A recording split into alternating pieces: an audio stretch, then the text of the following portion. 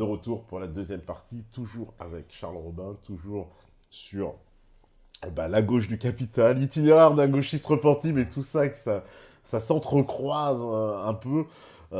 Cette idée que la gauche sert clairement les intérêts du capital. D'ailleurs, j'aimais beaucoup, je te le dis, la couverture de la gauche du capital Oui. avec les deux bonhommes, les deux capitalistes qui se ressemblent. Puis l'un, il avait les Nike, etc., les marques, et puis l'autre, il avait NPA, machin, Ah, mais la etc. couverture était magnifique. J'adorais l'autre, il avait un gros joint, puis l'autre, un gros cigare. Et C'est tout. ça. C'était très drôle. Non, c'était... Ça illustrait exactement en fait le concept. C'est le libéralisme économique qui correspond à l'infrastructure. Marx parle de l'infrastructure pour qualifier l'économie et la superstructure, c'est l'idéologie.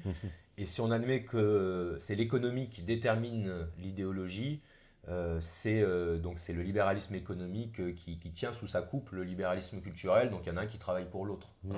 Donc ils sont main dans la main, mais il y en a un quand même qui est aux ordres de l'autre. C'est pour ça qu'on assiste à la...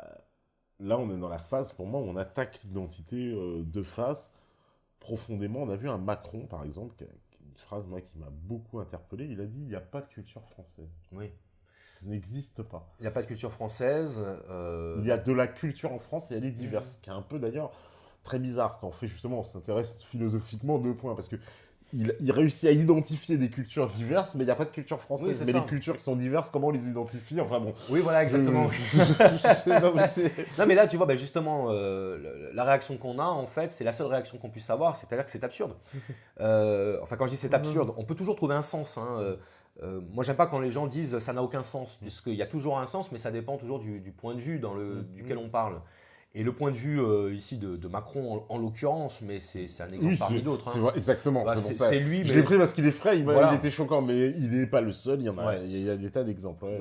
Il n'y a pas de culture française, donc s'il n'y a pas de culture française, il n'y a pas de France, et s'il n'y a pas de France, il n'y a pas de présidentielle française, donc finalement, à quoi est-ce qu'il va se présenter, de quoi va-t-il être le président, que va-t-il incarner, donc c'est assez compliqué de répondre. Il n'y a pas de culture française, si, il y a une culture française, il y a une littérature française, il y a un art français, il y a une philosophie, Il y a une langue. il y a une langue, mais exactement, c'est là encore. En fait, le subjectivisme dont on parlait tout à l'heure, l'idée que c'est l'individu seulement qui détermine ses propres contraintes, c'est poussé à un tel degré qu'on veut refuser tout ce qui serait facteur de déterminisme. Et la culture est un déterminisme, puisqu'on pense à partir de sa culture, on pense à partir de sa langue, par exemple. Euh, quand on pense à une idée, quand on construit un raisonnement, on le fait toujours dans notre propre langue, même inconsciemment. Si bien que quand on va, par exemple, parler avec quelqu'un qui parle une autre langue, voire une langue totalement différente de la nôtre, par exemple le chinois, qui est une langue complètement différente de la nôtre, qui ne fonctionne pas du tout sur les mêmes idéogrammes, on va s'apercevoir qu'il y a des concepts qu'on utilise qui n'existent même pas dans la culture chinoise. Ce qui fait que on ne va pas avoir les mêmes problématiques parce qu'on ne va pas avoir la même façon de penser ces problématiques. On ne va pas avoir la même manière de considérer l'individu par rapport à la communauté, par exemple. Et tout ça, c'est structurant. Ça structure la pensée. Et donc, l'identité culturelle, elle intègre, c'est pas la seule, mais elle intègre aussi cette composante-là, la composante linguistique. Donc, il n'y a pas de culture française. Je pense que c'est un slogan, en fait. Rien de plus. Il ne faut pas chercher plus loin que ça parce que ce serait donner du crédit à une parole en fait, qui n'est qu'un slogan qui permet en gros de passer l'idée que nous sommes dans une société de la diversité et que dans une société de la diversité, on ne place pas une culture au-dessus d'une autre. Donc dire il n'y a pas de culture française, c'est une manière de dire toutes les cultures sont à peu près équivalentes et elles se fondent toutes peu ou prou dans un même ensemble. Voilà, donc ça s'appelle la France, mais ça pourrait s'appeler autrement, ça n'a aucune valeur, etc. Ça n'a aucune valeur. Donc plus rien, tout est mis au même rang, tout se vaut. On est dans un monde de l'égalitarisme fou. C'est la Alors, différence avec, d'ailleurs, c'est quoi ce monde, voilà. mais justement, d'ailleurs j'y ai pensé en le disant, pour qu'il n'y ait pas d'ambiguïté. Quand on dit tout se vaut, toutes les cultures se valent, dans l'absolu, oui, toutes les cultures se valent. Je vais t'expliquer pourquoi. Parce que ce qui fait qu'on va placer une culture au-dessus d'une autre, c'est simplement le fait d'y appartenir. Tu vois? Pourquoi? Parce que la culture dans laquelle on est va façonner nos critères d'évaluation des autres cultures. Tu vois? Donc quand on compare les cultures, on le fait toujours à partir d'une culture. Tu vois? Donc déjà, on n'est pas objectif. Pour comparer les cultures, il faudrait avoir un point de vue omniscient et il faudrait définir un certain nombre de critères. Tu vois et, et donc, le fait de comparer les cultures, bah, c'est quelque chose d'extrêmement compliqué. Hein. Et personnellement, moi, je ne rentre pas là-dedans, c'est-à-dire que je ne considère pas qu'il y ait des cultures supérieures à d'autres. Voilà. Euh, donc, je pense qu'on n'est pas dans une société de l'égalitarisme. Je pense qu'on est dans une société de l'indifférentialisme. C'est pas le problème de l'inégalité, en fait. C'est le problème que le simple fait de pointer des différences, c'est perçu comme de la stigmatisation. Tu vois. Donc, autrefois, on considérait que la supériorité ou l'infériorité, c'était une différence qui permettait de dire telle chose est supérieure à une autre. Maintenant, ça devient la différence elle-même. Le fait qu'il y ait une différence, ce serait dire qu'il y a des inégalités. Tu vois. Donc, par exemple, le fait de dire qu'un noir est noir et qu'un blanc est blanc, ce serait déjà stigmatisant. C'est déjà stigmatisant. Tu vois. Mais moi, ce que je demande, c'est si je dis de quelqu'un qu'il est noir, si je le stigmatise, ça veut dire que c'est stigmatisant d'être noir, en fait. Tu vois. Donc, si je stigmatise quelqu'un en disant ce qu'il est, ça veut dire que ce qu'il est, c'est stigmatisant. Donc, ça voudrait dire qu'en fait, il est inférieur. Du coup, puisque je dis qu'il est noir, ça voudrait dire qu'il est inférieur. Donc, vous dites qu'il est inférieur parce qu'il est noir. Tu vois ce que je veux dire? Donc, on en arrive là encore à des contresens logiques, hein, purement et simplement, où constater une différence, ce serait instaurer une hiérarchie. Tu vois. Alors que c'est pas ça. La diversité, le concept de diversité, c'est bien un concept qui postule qu'il y a des différences et que ces différences peuvent être, par exemple, source de richesse, etc. etc. Bien sûr, ah bah c'est Voilà. tout un dogme. Mais si le fait de dire qu'il y a des différences, c'est déjà de la stigmatisation, il ne peut pas y avoir diversité. Tu vois. Là encore, ça ne tient pas debout. C'est une construction. C'est une construction intellectuelle, cette pensée libérale qui veut absolument tout relativiser. C'est une construction intellectuelle qui ne supporte pas les preuves des faits, tout simplement.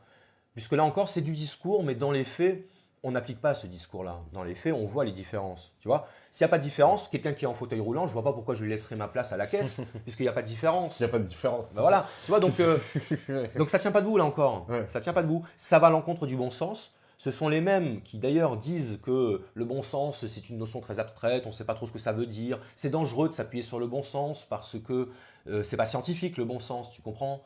C'est pas fondé. Du coup, bah, s'il n'y a pas de bon sens, moi à ce moment-là, je vais prendre ce qu'on me dit au pied de la lettre et je vais dire bah, s'il n'y a pas de différence, dans ce cas-là, je ne vois pas pourquoi il y aurait du traitement de faveur. S'il n'y a pas de différence, pourquoi il y aurait de la discrimination positive, par exemple? Ouais, voilà, je laisse passer la dame parce qu'elle est enceinte. Bah non, C'est ça. non, je la Voilà, laisse pas passer. ça Il y a pas de aboutit à ça. différence. Ouais, Le ouais. discours aboutit à ça. On va dire il n'y a pas de différence entre les hommes et les femmes. Mais pourtant, on veut instaurer la parité. Donc si on instaure la parité, ça veut dire qu'on estime qu'il faut qu'il y ait autant de femmes que d'hommes. Donc pour équilibrer. Oui, mais s'il n'y a pas de différence entre hommes et femmes, il peut y avoir 100% d'hommes, ça ne change rien puisqu'il n'y a pas de différence. Tu vois. Donc soit on est pour la parité, et dans ce cas-là, on dit qu'il y a des différences. Soit on dit qu'il n'y a pas de différence, mais dans ce cas-là, on n'a pas besoin d'être pour la parité. Tu vois. Encore une fois, c'est pour ça que tout à l'heure, j'insistais sur le fait que la philosophie, c'est pas simplement se prendre la tête sur des problèmes inutiles. Tu vois, ça peut devenir ça. Hein. Mais comme toute discipline qui poussait dans son extrémité va tourner en circuit fermé et ne va plus avoir aucun intérêt finalement. Mais c'est aussi quelque chose qui permet d'avoir de l'esprit critique pour le coup appliqué avec une saine raison. Tu vois, et de dire ok, j'admets un discours, je l'entends, je suis prêt à le considérer, mais si j'identifie des contradictions dans ce discours, il va falloir qu'on les reconnaisse. Et ma critique de la gauche, en fait, elle est purement, je dirais, d'ordre analytique. J'observe des paradoxes, des Oui, t'es pas dans le contradictions. pathos, hein, je tiens à le dire. Oui, c'est pas. Ben, en tout cas, non. J'essaie de mettre de l'humour parce que on est beaucoup plus réceptif à un discours quand il est un peu empreint d'humour que quand on est dans une démarche d'agressivité. Moi, je ne me sens pas frustré particulièrement dans la société dans laquelle on vit. Si tu veux, moi, je ne me sens pas menacé par le gauchisme. Pas du tout. Mais par contre, j'en fais une critique que je veux impitoyable. C'est-à-dire que je ne vais pas me préoccuper de savoir si je fais de la peine aux gens. Si je leur fais de la peine, il y a des choses qui me font de la peine aussi, tu vois ce que je veux dire? Mais on ne va pas faire des manifestations pour ça, parce qu'à chaque fois que quelqu'un va heurter notre sensibilité, tu vois. Est-ce que c'est pas un des grands problèmes qu'on peut avoir aujourd'hui on va dire dans ce monde politique, c'est que justement, il n'y a plus de philosophie. Et il n'y a plus donc ni d'analyse, ni justement de raisonnement. On n'est que dans l'émotion et dans l'idéologie. Et justement, il n'y a pas de philosophie, Non. puisque les contradictions, elles sont assumées. Voilà, comme voilà, Macron, dans la même phrase, il dit la même chose et son contraire. Il y a la même contradiction dans la même phrase. Il n'y a plus de philosophie parce qu'en fait, la philosophie a connu aussi son histoire et son évolution. Donc elle a évolué. Alors je vais vraiment faire des raccourcis idéologiques, mais là, pour le coup, je suis obligé vraiment parce qu'on n'a pas le temps. Mais en gros, l'Antiquité et le Moyen-Âge, c'est la philosophie doit servir à rejoindre Dieu. Okay, avec toutes les subtilités qu'il peut y avoir dans ce concept Dieu. Hein. C'est-à-dire que là encore, c'est un peu l'objet de ma critique que je faisais à Latron Chambier. J'ai fait une petite vidéo de critique cordiale et bienveillante. Hein. C'était pas du tout agressif de ma part. C'est très très bien. Enfin, j'ai pas voulu que ce soit ressenti comme étant agressif. Mais pour dire que quand on parle de Dieu, à un moment donné, il faut étudier un peu le concept pour pouvoir en parler. Et moi, je veux bien qu'on compare la croyance en Dieu et la croyance dans les licornes. Mais ce que je veux dire par là, c'est que c'est un petit peu rapide, c'est un petit peu court. Bon. Donc jusqu'au Moyen-Âge, c'est comme ça qu'on concevait la philosophie, même si ce qu'on appelle philosophie et théologie a évolué depuis. À partir de l'ère moderne, et notamment donc celui qui représente l'ère moderne, c'est Descartes, on a commencé à introduire la notion de raison et d'individu dans la pensée philosophique. La philosophie devenait l'exercice de la raison, et l'exercice quasiment de la raison pure. De quoi la raison est-elle capable? Que peut-on connaître? À quelles conditions? Qu'est-ce qui fait que notre connaissance est une connaissance, par exemple? Voilà. Donc c'est le rejet des croyances, des préjugés. On remet en cause les fondements de nos modes de pensée. Et puis on essaye de reconstruire une pensée neuve, une pensée critique basée sur la raison. Et puis ensuite est arrivée la philosophie des Lumières, qui était la philosophie de l'émancipation et de la liberté. Et c'est à partir de là qu'on a commencé à introduire le concept de liberté en philosophie, qui s'est traduit dans la politique. Et en fait, la philosophie, depuis, n'a eu de cesse, en fait, de suivre la pente de la subjectivité. C'est-à-dire qu'aujourd'hui, une pensée antique qui va parler du rôle du citoyen dans la cité, on va trouver que c'est totalitaire, puisque l'homme doit pouvoir se définir par autre chose que par la communauté. Tu vois ? Donc ensuite, on a défini l'homme par la raison. Oui, mais c'est un peu réducteur aussi parce qu'il y a d'autres choses, etc., etc. Et finalement, on en vient aujourd'hui à définir l'homme par le droit. Et la philosophie a suivi cette évolution où tout ce qui avait un tant soit peu de solidité sur le plan philosophique s'est trouvé disqualifié comme étant le produit d'une pensée archaïque. Tu vois ? La pensée communautariste devenait quelque chose d'archaïque. Il fallait penser à l'échelle de l'individu. Et lorsque tu suis cette logique, tu en arrives au fait que la philosophie elle-même devient purement subjective. Tu vois ? Et si la philosophie devient purement subjective, ben, il n'y a plus de fondement à la pensée qui puisse être admis par tout le monde. Tu vois ? Donc même la philosophie a subi les conséquences du libéralisme dans sa pratique. Dans les années 60, il y avait le structuralisme en philosophie, qui était une espèce de conception du monde qu'on retrouvait dans les sciences humaines, mais c'était déjà un paradigme philosophique, tu vois. Donc ça participait d'un parti pris dans la manière de voir le monde, et ça aussi, ça a été considéré comme finalement justifiant l'injustifiable, etc., etc. Et ensuite, on est passé à la philosophie analytique, en considérant qu'en fait, tous les problèmes philosophiques trouvaient leur origine dans le langage, dans l'énoncé. Et que en gros, tu vois, et en gros, si on fait de la philosophie, c'est parce qu'il y a le langage, mais tous les problèmes philosophiques peuvent trouver leur résolution si on analyse le langage. Tu vois ce que je veux dire? Donc en fait, on cesse de penser. Finalement, la technique prend le pas sur le fond, le langage prend le pas sur les idées, et en fait, on parle de la forme et plus du fond. On va parler des mots plutôt que des concepts qu'il y a derrière les mots. Oui, c'est ça. C'est parce que on a le sentiment que donc avant, on avait une réalité, puis on a inventé des mots pour décrire une réalité, puis aujourd'hui, on invente des mots pour créer une réalité. Bah, tu as parfaitement résumé ce que je voulais dire. C'est-à-dire que voilà, les mots qui étaient censés nous aider à penser la réalité sont devenus notre réalité. Tu vois ? Et donc, c'est pour ça qu'il y a des mots interdits, par exemple. Aujourd'hui, tu peux pas dire certains mots parce que... Parce qu'on a peur, voilà, comme le mot race qui Oui, faisait voilà, peur, par on a exemple. dit on va faire disparaître et tout. Voilà, Oui, voilà, c'est ça. on veut plus le, on veut On plus fait le, disparaître le parce mot qu'en pour faire disparaître en le pensant problème. qu'en fait, voilà, en faisant disparaître le mot, on fera disparaître le Voilà, concept, tout, c'est ça. tout ce qui m'avait. C'est ça. C'est fantastique. Ouais, voilà. Et là encore, on enlève le mot race. Donc, pourquoi? Parce que les races n'existent pas. D'accord, mais si les races n'existent pas, le racisme n'existe pas, puisque le racisme, c'est basé sur le concept de race. Donc, ça devient très, très compliqué. Donc, en fait, c'est ça. C'est la création de zones interdites de la pensée. Tu vois? Et grâce à la philosophie analytique, ou plutôt à une certaine récupération de la philosophie analytique, on a réussi à nous faire croire qu'en fait tous les problèmes philosophiques étaient des problèmes inhérents au langage et que on pouvait s'en débarrasser par une saine approche du langage.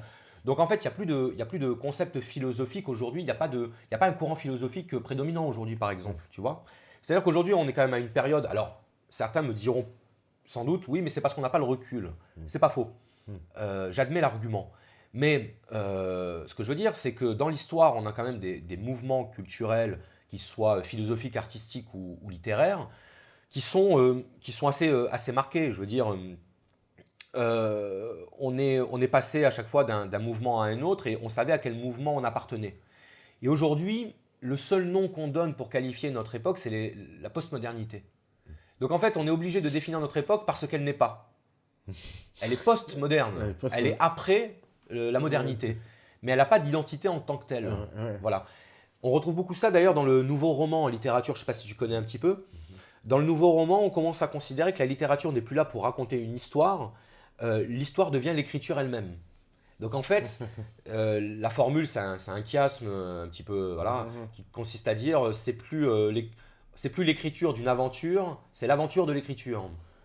Tu vois? Donc en fait, le romancier se met en scène comme auteur du livre qu'il est en train d'écrire. Et ça devient ça son histoire en fait. Donc c'est un romancier qui dit bon ben là je suis en train d'écrire un bouquin et il écrit. Je caricature, c'est pas ça, hein, qu'on soit bien d'accord. Mais le principe c'est ça. Le principe c'est ça. C'est la remise en cause de toutes les structures, de toutes les conventions, à un point tel qu'en fait la critique de la convention devient la nouvelle modalité d'expression.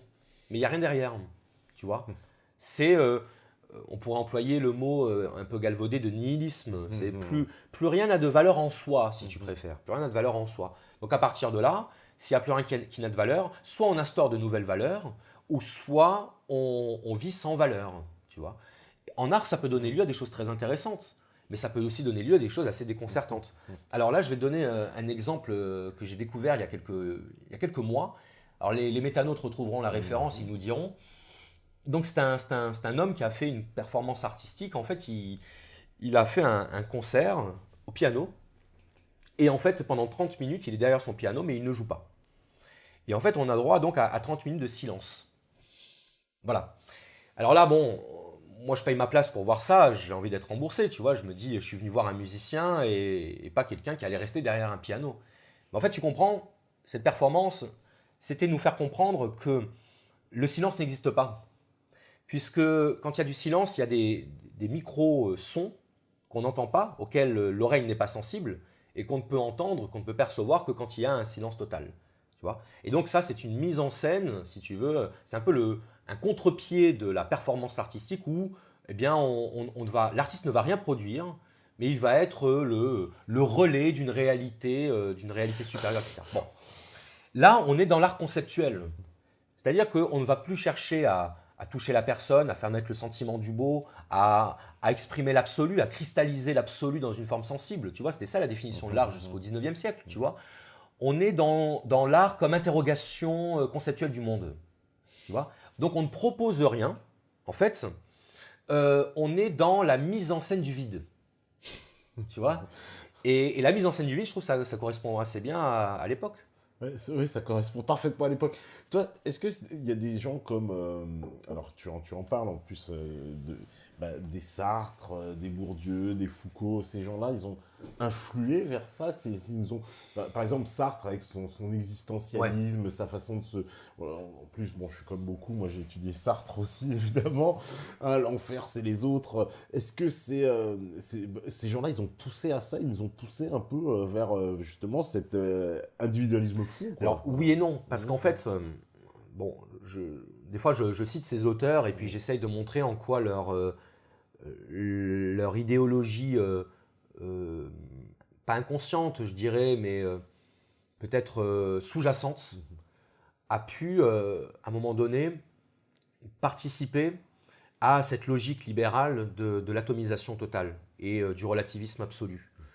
Je pense pas, enfin je ne suis pas dans leur tête, mais je pense pas qu'il l'ait fait délibérément, je pense pas qu'il l'ait fait avec un projet qui aille dans ce sens. Ouais, ouais. Bon, Sartre, je le critique, mais je l'ai quand même lu et je suis loin de penser de Sartre. Enfin, ce que je pense de Sartre est loin de se réduire à la critique que je peux en faire. C'est ça que je veux dire.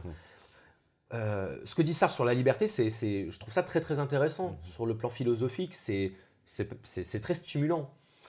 Mais force est d'admettre que c'est une manière de voir très facile à récupérer au niveau de l'idéologie. Tu vois.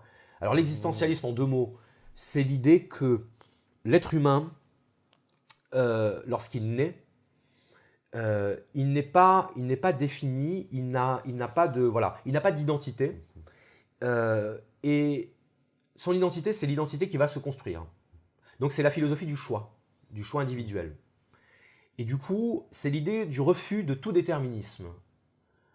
L'individu doit pouvoir s'autodéterminer. Il peut se construire une identité. Alors après, il va se la construire par rapport à son niveau de conscience, en quelque sorte. Mais disons qu'à la base, l'individu n'est rien. Et il le dit explicitement. Nous pensons que l'homme, au départ, n'est rien. Et il devient ce qu'il se voudra. C'est un peu une espèce le principe de la page blanche, quoi. Oui, c'est ça, c'est le principe de la page blanche. Donc l'homme devient ce qu'il veut. L'homme est un projet. Il est essentiellement projet. Projet, c'est le jet en avant, la projection de soi. Donc en fait, tu es ce que tu veux être. Et ça, philosophiquement, c'est très très intéressant. Je veux dire, il y aurait beaucoup de choses à dire là-dessus. On n'a peut-être pas, enfin, on n'a pas le temps là, mais on pourrait en parler, tu vois. Ça se tient, c'est ça que je veux dire. Mais déjà, il y a une faille, hein, si je peux me permettre. Hein, j'ai pas le niveau de Sartre, mais je ferai quand même une remarque, c'est que dire que l'individu n'est rien quand il naît, c'est oublier qu'avant d'exister physiquement comme bébé, comme nouveau-né, il existait déjà dans le ventre de sa mère, donc il existait dans la conscience d'autres personnes. Donc en fait, on préexiste toujours à notre existence individuelle, tu vois. Et ça, c'est quelque chose de déterminant, c'est quelque chose de structurant aussi pour l'individu. Tu vois, un enfant qui a été désiré ou qui n'a pas été désiré, par exemple, ben fatalement, ça va engendrer une petite différence, tu vois, même inconsciente, même involontaire, hein, qu'on soit bien d'accord. Mais disons que le rapport du parent à son enfant, le rapport de l'entourage des parents par rapport à l'enfant, tout ça va exister en amont de la naissance et va faire que l'individu ne va pas partir de rien, tu vois. Je veux dire, s'il y a eu le mouvement réaliste et naturaliste au 19e siècle, c'est bien parce qu'on considère qu'il y a quand même des influences de l'environnement, de la famille, de la culture, et qu'on n'est pas une toile vierge qui se peint elle-même. Tu vois ce que je veux dire? Bon, donc Sartre a dit des choses extrêmement intéressantes, mais le fait est que sa vision de l'existentialisme, donc pourquoi existentialisme? Parce que l'homme existe et il se définit d'abord, enfin il existe d'abord et il se définit ensuite. Voilà. Il oppose l'existence à l'essence, à l'apostrophe. L'essence, c'est ce qu'on est, mais pour Sartre, en fait, on n'est rien. On est ce qu'on décide d'être. Et ce sont nos actions qui font qu'on est ce qu'on est, en quelque sorte. Voilà. Donc ça, oui, ça a pu contribuer à développer l'idée que l'individu était parfaitement libre et que toute contrainte était mauvaise par nature, était mauvaise en soi. D'ailleurs, dans une de mes conférences qui est dans le livre, je cite un petit passage d'un roman de Sartre dans lequel le personnage dit je n'ai pas de chef, je n'ai pas de femme, je n'ai pas d'enfant, j'ai de l'argent comme un rentier, j'existe, c'est tout. C'est-à-dire que l'existentialiste, il n'a rien, mais il a quand même de l'argent, tu vois. Donc il n'y a rien qui le détermine, mais il faut quand même qu'il ait de l'argent, quoi. Tu vois, c'est parce que l'argent rend libre. C'est-à-dire qu'en fait, la liberté, le système libéral, il a eu cette magie de dire, en fait, malgré qu'on est sous la plus grande servitude quelque part dans le système, mais l'argent, on te fait croire qu'avec l'argent, en fait, tu vas te libérer. En fait, consommer rend libre. Oui. Donc plus je consomme, plus je suis libre. Quoi. Oui, c'est ça. Ouais. C'est-à-dire qu'on a oublié que l'argent était un moyen et pas une fin. Ouais. On considère qu'avoir de l'argent, c'est augmenter sa liberté. Très souvent, c'est augmenter ses droits. C'est vrai que ça augmente les droits, l'argent. Augmenter sa liberté, je ne pense pas, parce que je pense que quelqu'un de fondamentalement libre n'a pas besoin d'argent pour être libre. D'argent pour être libre. Voilà, c'est ça. Là encore, on en revient à ce qu'on appellerait la liberté. L'exemple que je donne souvent dans mes vidéos, c'est dans le film The Truman Show. Tu vois, le film avec Jim Carrey. Oui. Il est le personnage principal d'une émission de télé-réalité. Et en fait, il ignore qu'il est ce personnage. Tu vois, il ignore que la ville dans laquelle il vit est un décor et que ses amis sont des acteurs. Donc pour lui, il est libre. Parce qu'à aucun moment, il se posait la question de sa servitude. Tu vois, si tu prends un esclave et que tu l'éduques de telle manière qu'il ne sache pas ce que c'est que l'esclavage, il ne se considérera pas comme esclave. Tu vois, donc il ne voudra pas reconquérir sa liberté parce qu'il n'est pas esclave. Donc qu'est-ce qu'il faut pour ça? Il faut un bon dressage. Tu vois, j'emploie volontairement l'expression, elle est choquante. Mais parce que nous, on va dire, oui, mais tu te rends pas compte quand même, en Occident, on a de la liberté, on peut faire plein de trucs.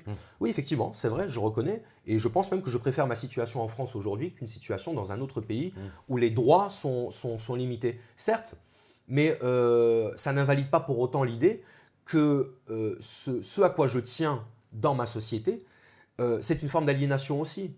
Je tiens à des choses qui m'empêchent d'être libre, tu vois. Je tiens par exemple à ma maison, à ma voiture, à ce que je possède. Mais dans quelle mesure est-ce que je possède ne me possède pas, moi? Tu vois ce que je veux dire? Est-ce que lorsque je m'inquiète de savoir si je vais me faire piquer telle ou telle chose, est-ce que je ne suis pas l'esclave de l'objet qui est censé être à mon service? Est-ce que ce n'est pas moi qui suis au service de mon objet dans ces cas-là, tu vois? Donc on peut se poser enfin je veux dire, il y a une vraie réflexion à mettre en place aussi sur ce que c'est que la liberté, sur ce que c'est que la servitude. Dans quelle mesure est-ce qu'on n'est pas des esclaves inconscients? Parce que tant qu'on a à manger, on est content, tu vois, on a ce qu'il faut, on a du pain et des jeux, donc on a de quoi manger et puis on a les anges de la télé-réalité. Donc du coup, effectivement, on pourrait dire on n'est pas à plaindre. Mais sauf qu'on a perdu ce qui, pour Rousseau par exemple, fait que nous sommes des êtres humains.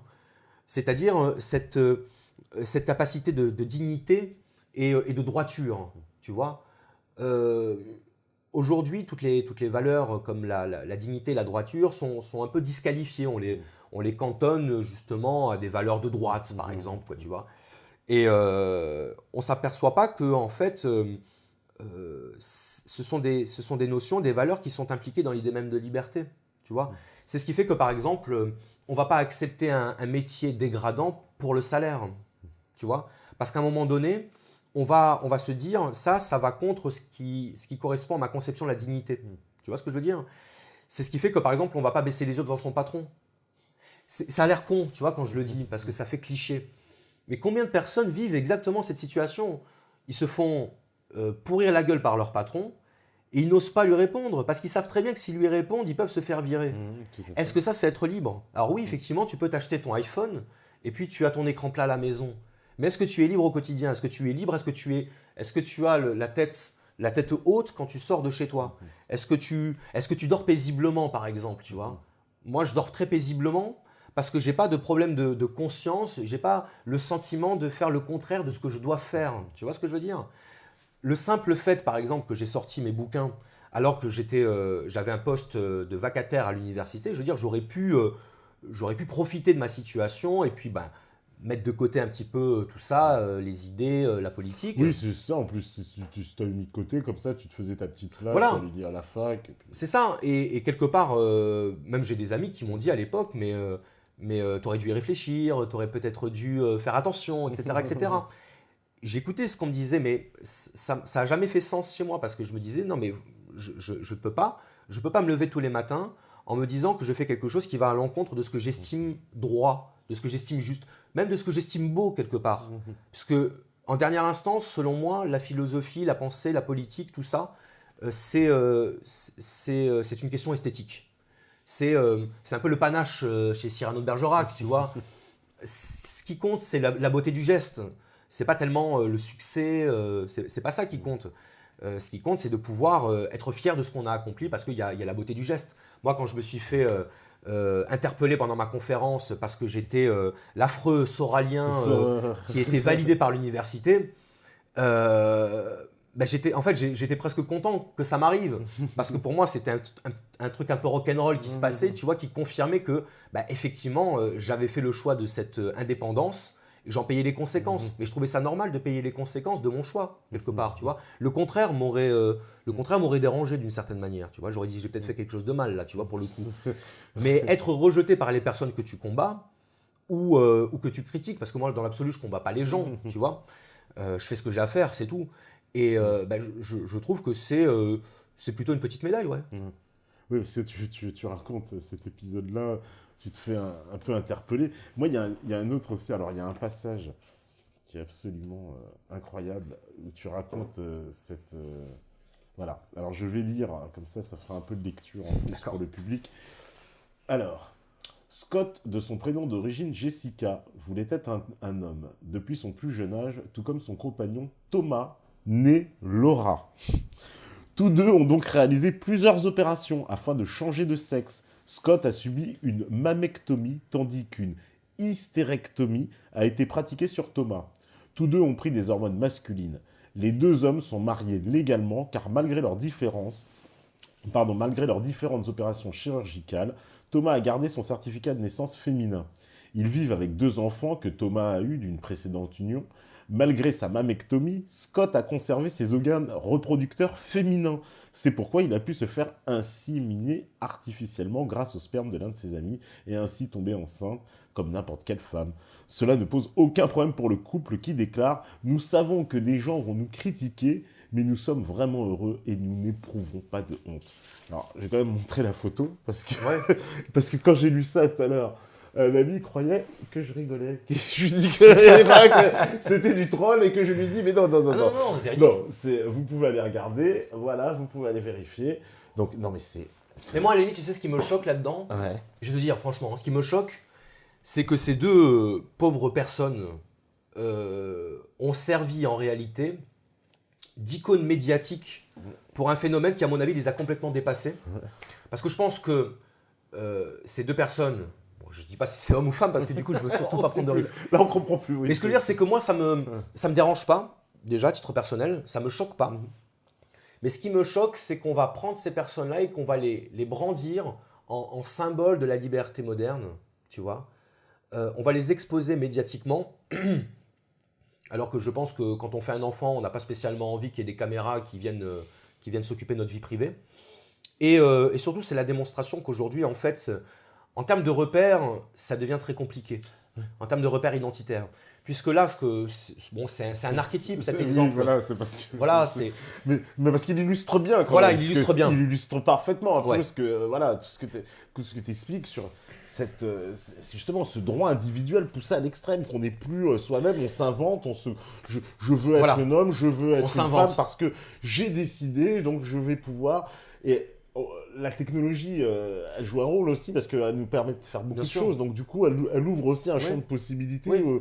Peut-être que la morale avait peut-être empêché avant, peut-être, je sais pas, mais en tout cas, on a l'impression qu'il n'y a plus de limites. Oui, Plus de puis limites. enfin, effectivement, que la science puisse faire de la transformation du sexe une espèce de, voilà, d'innovation. Enfin, je sais pas, on peut se dire qu'il y a des choses peut-être un peu plus préoccupantes d'un point de vue, du point de vue collectif que le fait de vouloir changer de sexe.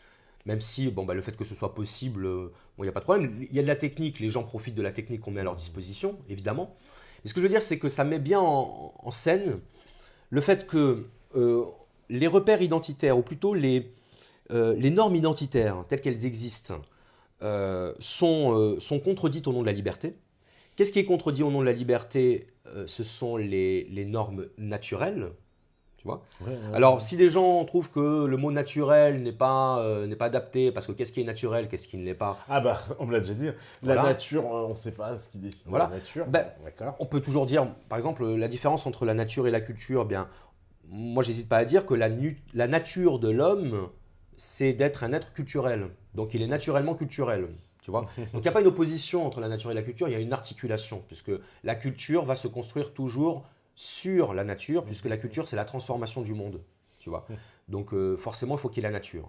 Mais on en est arrivé à un tel degré de rejet de la nature en tant que telle, et là-dessus, les écologistes ont parfaitement raison, mais ils devraient voir que le refus de la nature, le rejet de la nature ne se fait pas seulement au niveau de la pollution, il se fait même au niveau idéologique. Que naître homme alors qu'on veut être femme, eh bien, on a l'impression que la nature est tyrannique, puisqu'elle elle nous empêche de choisir. Mais par contre, on va utiliser les avantages de la nature lorsqu'il y a un désir d'enfant. Donc, on a des femmes qui deviennent des hommes parce qu'elles veulent devenir des hommes, c'est la liberté. La liberté ici s'exerce contre la nature. Mais vu qu'il y a le désir d'avoir un enfant, seule la nature peut satisfaire ce désir.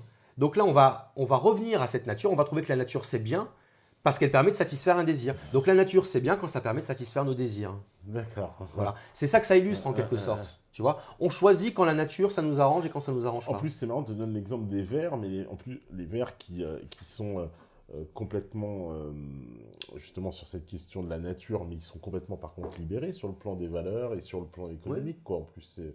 Donc, encore une contradiction dans un parti de gauche, quoi. Oui. Encore une contradiction. Bah parce que l'écologisme, j'aime pas trop ce mot qui donne un peu l'impression que c'est quelque chose de totalitaire. Pour moi, l'écologie, c'est pas un programme politique en soi, c'est une vision du monde et ça s'incorpore dans une vision du monde, l'écologie. J'ai pris conscience très tardivement de la question écologique parce que je le réduisais à un truc de hippie, si tu veux. Pour moi, c'était pas sérieux l'écologie.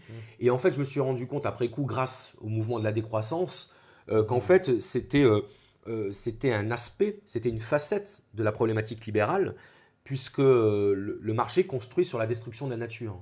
Le marché, je ne sais pas si j'ai dit ce que je voulais dire, le marché avance sur la destruction de la nature. Et donc, être anticapitaliste, être antilibéral conséquent, bah, ça implique aussi de défendre la nature, puisque de toute façon, la nature se défend toujours. Ça, faut pas qu'on l'oublie.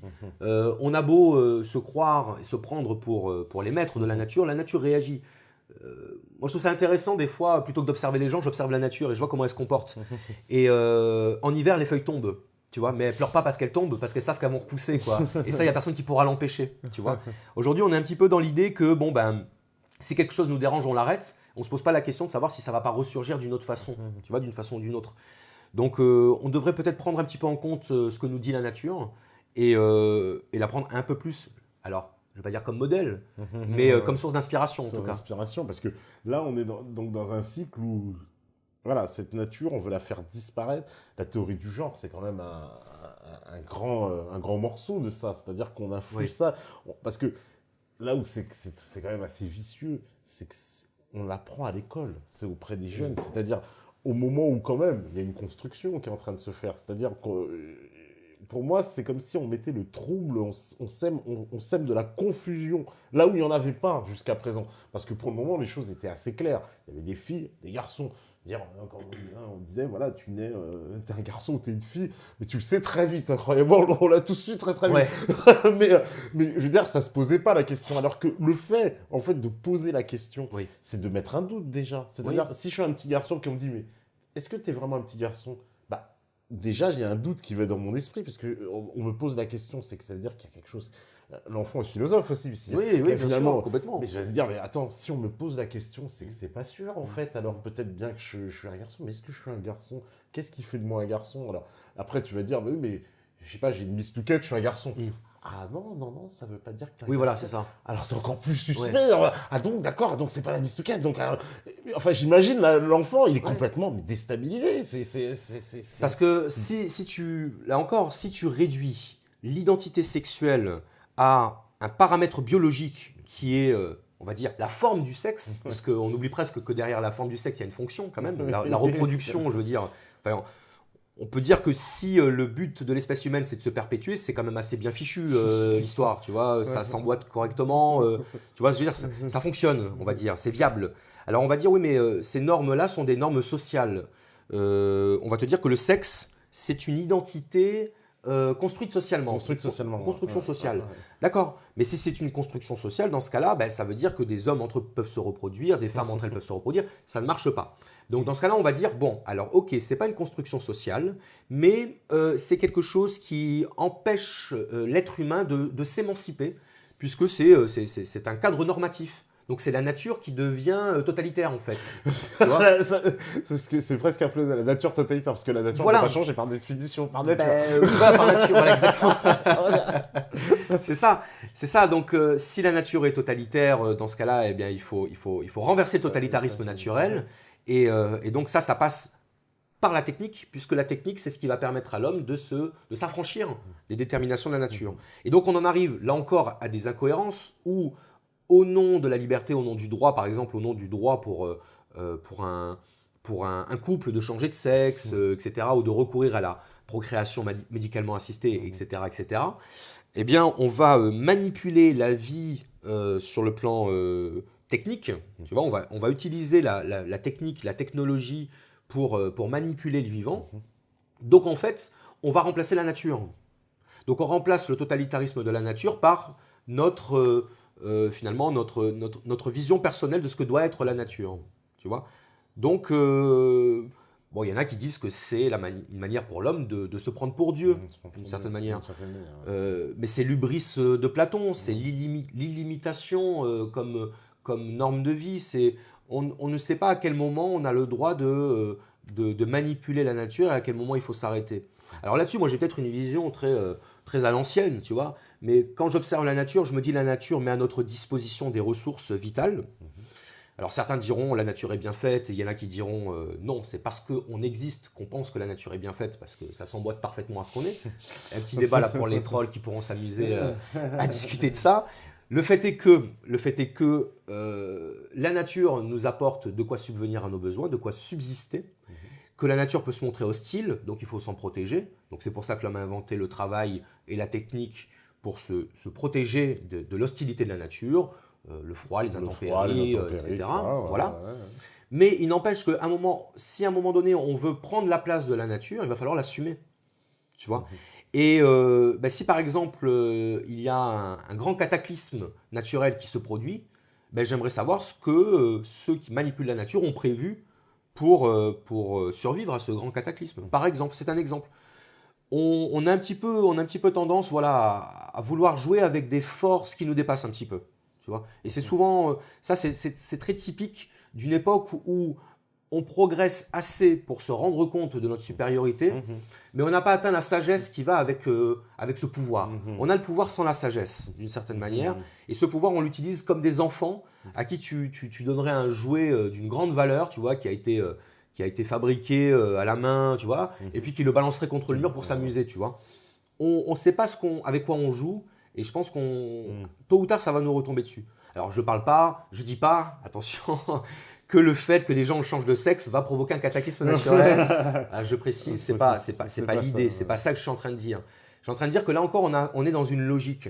Et qu'une logique, par définition, elle est impersonnelle, elle se déploie sans nous demander notre avis.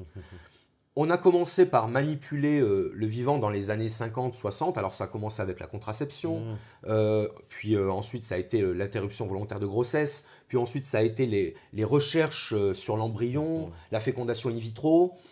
On commence un petit peu à s'approcher de la source de la vie et à vouloir l'utiliser à notre profit.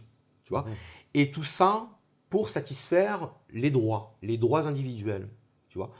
Donc, je repère quand même une certaine constance dans notre comportement.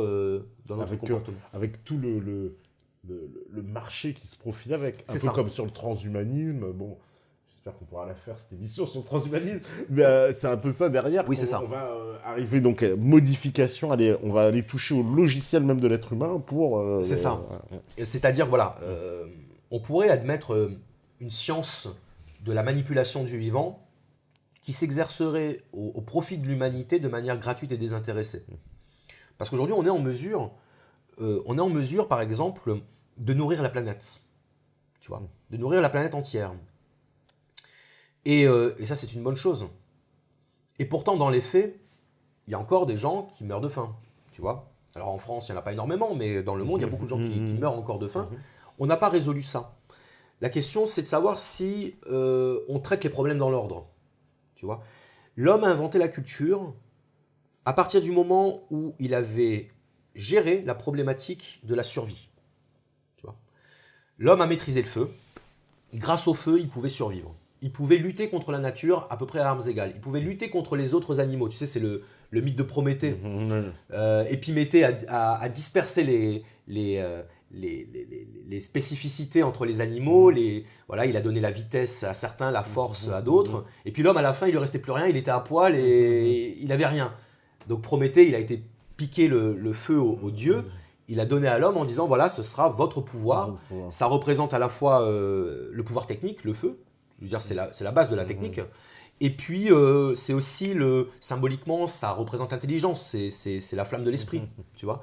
Donc l'homme a inventé la culture lorsqu'il avait géré la problématique de la survie. Donc il est passé de la survie à la liberté, et puis éventuellement au bonheur. Il a recherché la liberté et le bonheur. Le problème, c'est que cette liberté-là, elle s'est exercée finalement à l'encontre de la nature au lieu de s'exercer en collaboration avec la nature. Il disait tout à l'heure, la nature produit tout à profusion, en abondance. Mais à partir du moment où tu mets le marché, tu exploites les ressources, et elles ne servent plus seulement à survivre ou à satisfaire nos besoins, elles vont servir à produire du profit.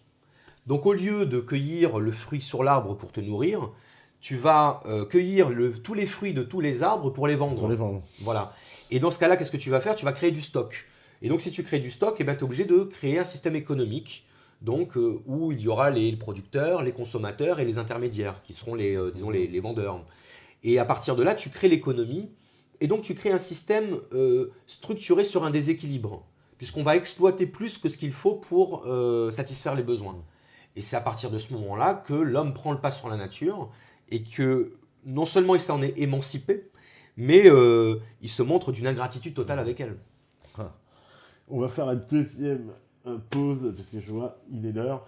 Et puis, la régie, elle est prête, c'est parfait. On revient juste après, toujours sur Meta.tv.